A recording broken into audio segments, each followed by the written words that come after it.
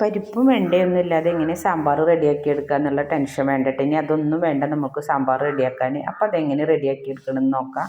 ഞാനൊരു കുക്കറിലേക്ക് 2 സവാള ക്യൂബ് പോലെ അരിഞ്ഞിട്ടിട്ട് കൊടുക്കുന്നുണ്ട്. ഒരു തക്കാളി, 2-3 അല്ലി വെളുത്തുള്ളി, 4 പച്ചമുളക്, ഇത്തിരി കായം, ആവശ്യത്തിന് വെള്ളം ഒഴിച്ചിട്ട് നമുക്ക് കുക്കറൊന്ന് മൂടി വെച്ചിട്ട് വേവിക്കാം. ഒരു 4 വിസിൽ അടിച്ചതിന് ശേഷം നമുക്ക് കുക്കർ മൂടി തുറന്ന് നോക്കാം. ഇറക്കെ പോയതിന് ശേഷം അപ്പോൾ നന്നായി വെന്തിട്ടുണ്ടാവും. ഇനി ഇതുപോലെ ഒന്ന് ഉടച്ചു കൊടുക്കുക. പാകത്തിന് ഉപ്പിട്ട് കൊടുക്കുക. നമ്മൾക്ക് ഇതിലേക്ക് ആകെ ആവശ്യമുള്ളത് ഒരു 1/2 ടീസ്പൂൺ മഞ്ഞൾപ്പൊടിയും 1-1.5 ടീസ്പൂൺ സാമ്പാർ പൊടിയാണ് കേട്ടോ. അത് ഒഴിച്ചിട്ട് ഇത്തിരി വെള്ളം കൂടെ ഒഴിച്ചു കൊടുത്തിട്ട് നന്നായി തിളപ്പിച്ചെടുക്കുക. ഞാൻ ഈ കുക്കറിൽ നിന്ന് ഇതിനൊരു മൺചട്ടിയിലേക്ക് മാറ്റിയിട്ടുണ്ട് കേട്ടോ. അതുപോലെ നന്നായി തിളച്ച് സാമ്പാർ പൊടിയൊക്കെ കഷ്ണത്തിൻ്റെ മുകളിൽ പിടിച്ചാൽ നമുക്ക് 1 ടീസ്പൂൺ കടലമാവിൻ്റെ പൊടി ഉണ്ടല്ലോ, അത് ഇത്തിരി വെള്ളത്തിൽ കലക്കിയിട്ട് നമുക്ക് ഈ സാമ്പാറിലേക്ക് ഒഴിച്ചു കൊടുക്കുക.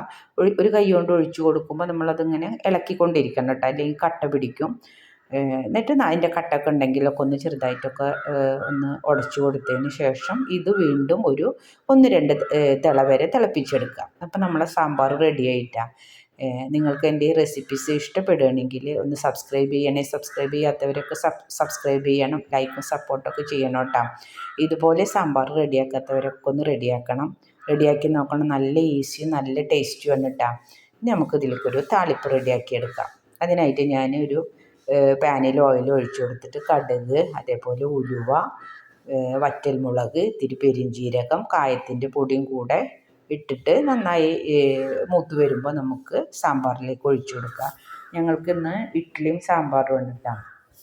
ഇഡ്ഡലിക്കൊക്കെ നല്ല ടേസ്റ്റാണ് കേട്ടോ ഇങ്ങനത്തെ സാമ്പാർ. ഒരു പരിപ്പിട്ടില്ല അല്ലെങ്കിൽ വെണ്ടയ്ക്ക ഇല്ലാതെ കൊഴുപ്പുണ്ടാവില്ല, ഇതൊന്നും വിചാരിക്കേണ്ട കേട്ടോ. നല്ല കൊഴുപ്പുണ്ട്, നല്ല ടേസ്റ്റും ഉണ്ട്.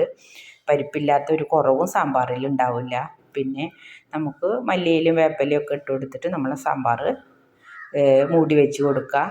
ഇഡ്ഡലിക്ക് നല്ല കോമ്പിനേഷനാണ്. ഇൻഷാ അല്ലാഹ് അടുത്ത വീഡിയോ ആയിട്ട് കാണാം. അസ്സലാമു അലൈക്കും.